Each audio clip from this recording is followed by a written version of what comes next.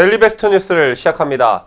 청와대 민정수석실 산하 반부패 비서관실 특별감찰반 비위 의혹으로 촉발된 청와대 특감반 사태가 하루가 다르게 새로운 소식이 나오고 연일 확산되면서 심상치 않은 분위기가 곳곳에서 감지되고 있습니다. 파장이 확산되면서 민심 위반은 물론 청와대가 연일 야권 및 언론의 맹공세에 시달리고 있는 실정입니다. 이 같은 영향은 즉각 문재인에 대한 지지율로 나타났는데 데일리안이 여론조사 전문기관 RN서치에 의뢰 실시한 12월 셋째 주 정례조사에 따르면 문재인의 국정 지지율은 지난주보다 1.7%포인트 하락한 46.2%로 나타났습니다. 지난주 기록한 역대 최저치를 한 주 만에 갈아치웠음은 물론이거니와 부정평가가 49.8%로 긍정평가를 3.6%포인트 차이로 넘어섰습니다. 참고로 부정평가는 12월 들어서 6.6%포인트 상승한 것입니다. 다시 본론으로 들어가서 이 사건으로 검찰의 감찰을 받고 있는 김태우 수사관이 청와대를 향해 정면으로 반기를 든 데 이어 야권도 진상규명에 두 팔을 걷어붙이고 나서고 있고 주요 언론들도 이와 관련한 기사들을 연일 톱기사로 보도하고 있습니다. 물론 청와대는 자신이 생산한 첩보 문서를 외부에 유출하고 허위 주장까지 하는 행위는 도저히 용납할 수 없다며 진실을 규명하기 위해 김 수사관에 대해 법적 조치에 나서겠다고 연일 공세적인 태도를 취하고 있지만 그냥 감찰반원의 일탈 행위로 보기에는 사태가 심상치 않게 굴러가고 있습니다. 어제는 급기야 청와대 민정수석실 산하 특별감찰반의 감찰 내역이 담긴 목록이 자유한국당을 통해 공개됐습니다. 지금 보시는 화면이 청와대 민정수석실 특별감찰반원이었던 김태우 수사관의 컴퓨터 화면 사진입니다. 자유한국당이 공개한 사진을 보면 자산관리공사 비상임 이사의 홍준표 대선자금 모금 시도라는 제목의 보고서 파일도 눈에 띄고 전 기재부 장관 최경환 비위 관련 첩보성 동향이라는 제목도 보입니다. 또한 박근혜 친분 사업자 부정청탁으로 공공기관 예산 수령, MB정부 방통위 황금 주파수 경매 관련 기업에 8천억 특혜 제공 등의 문건 제목들이 있었습니다. 홍준표, 최경환, 박근혜, MB 이 제목들의 공통점을 굳이 제가 말씀 안 드려도 아시리라 믿습니다. 모두 민간인으로 특감반의 감찰 대상이 아닌 사람들입니다. 청와대는 이와 관련해 확인 가능한 10건만 분석한 결과 박근혜의 친분 사업가 등 3건은 조국 민정수석에게도 보고가 됐고 홍준표 대선자금 등 4건은 특검반장에게만 보고됐다고 해명했습니다. 2명의 대통령을 감옥에 가두고 있으면서도 뭘 더 털 게 있었는지 정말 치가 떨리지 않을 수 없습니다. 또한 눈여겨볼 것이 하나가 더 있습니다. 문재인 정부가 들면서 청와대와 조선일보, 청와대와 TV조선의 갈등이 여러 차례 표출된 바 있었습니다. 그런데 김태우 수사관의 목록에는 언론계 사찰 동향도 담겨 있었습니다. 특히 조선일보의 취재 동향과 사주 일가와 관련된 사찰 내용도 담겨 있었는데 TV조선의 메인 저녁 뉴스에서 신동욱 앵커는 이를 가리켜 명백한 언론 자유 침해라고 불편한 기색을 감추지 않았습니다. 앞서 잠깐 말씀드린 대로 김태우 수사관의 특감반 시절 작성 보고서 목록에는 조선일보라는 이름이 여러 번 등장합니다.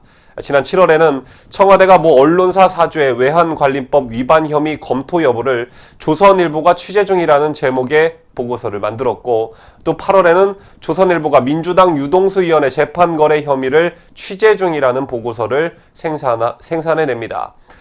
또한 지난해 7월에는 조선일보 사주 일가의 동향을 담은 보고서도 만들었습니다. 그럼 청와대는 이와 관련해 어떤 변명을 내놓았을까? 청와대는 조선일보의 취재 동향 보고는 김태우 수사관이 과학기술부 이전을 추진하던 시기에 사찰 소지가 있는 내용을 찌라시 수준으로 작성했다며 특감반장이 폐기한 보고서라고 해명했습니다. 또 조선일보 사주 일가 동향 보고는 김태우 수사관이 이전 정부의 첩보 수집 관행대로 보고했고 당시 특감반장이 앞으로 이런 첩보 수집하지 말라고 제지했다고 설명했습니다. 이번 사건을 지켜보는 포인트가 여러 개가 있지만 청와대와 조선일보와 청와대의 기싸움도 관전 포인트가 될 것 같습니다. 언론이 권력에게 쉽게 무릎 꿇는 듯 보이지만 정권의 힘이 빠지면 뒤질 때까지 물고 놓지 않는 게 언론이기 때문에 이번 조선일보와 청와대의 싸움이 그런 전초전의 양상을 띠게 될지 관심이 가는 부분이 아닐 수 없습니다. 한편 청와대가 특감반원 활동 기간 감찰한 내용을 언론에 제보한 김태우 수사관을 임종석 비서실장 명의로 검찰에 고발했습니다. 피의자 신분으로 수사 중인 상황에서 허위 사실을 언론에 유포하고 공무상 취득한 자료를 배포하는 등 위법한 행위를 지속하고 있다며 공무상 비밀 누설 혐의를 적용했습니다. 청와대는 관련 브리핑도 김 수사관을 지휘했던 박형철 반부패 비서관이 전담하기로 했습니다.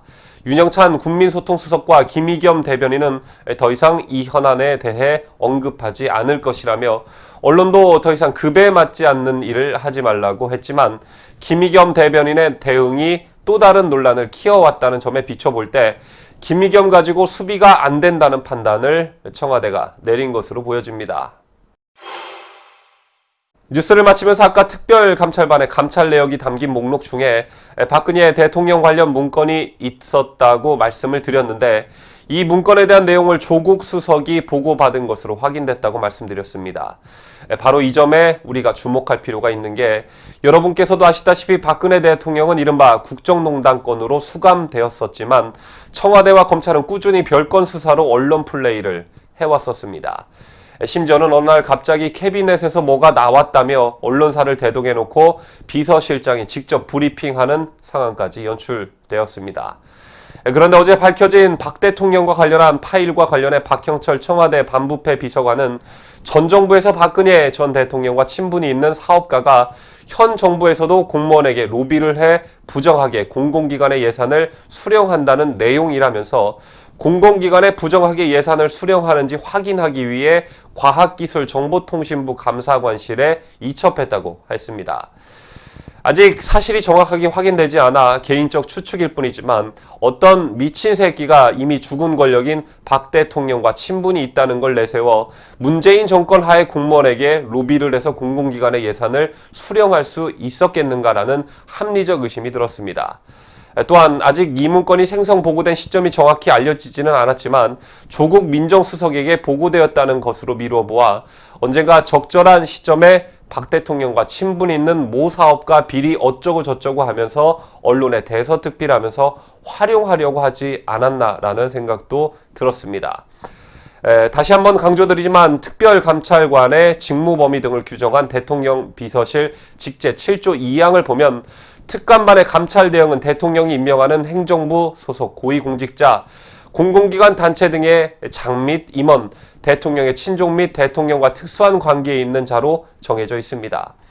그리고 감찰 업무 또한 비리 첩보를 수집하거나 사실관계를 확인하는 것에 한정한다고 명시되어 있습니다. 그러나 한국당 측이 공개한 첩보 보고서 목록에 따르면 이는 민간인 불법 사찰 소지와 함께 문재인 정부 특감반이 직무 범위를 넘어섰다는 이른바 직권남용의 소지가 있다는 지적에서 자유롭지 못할 듯합니다. 별수 있겠습니까? 국정감사 또는 특검 가서 연말연시부터 피 터지게 한판 붙는 수밖에 방법이 없어 보입니다. 한국당 의원 나리님들 지금 이거 제대로 안 붙으면 문재인 임기 내내 청와대 어딘가엔 당신과 관련한 정보가 당신의 손목에 수갑을 채우려고 기다리고 있을지 모를 일입니다. 털어서 먼지 안 나올 만큼 깨끗한 의원들 중심으로 앞장서시길 바랍니다.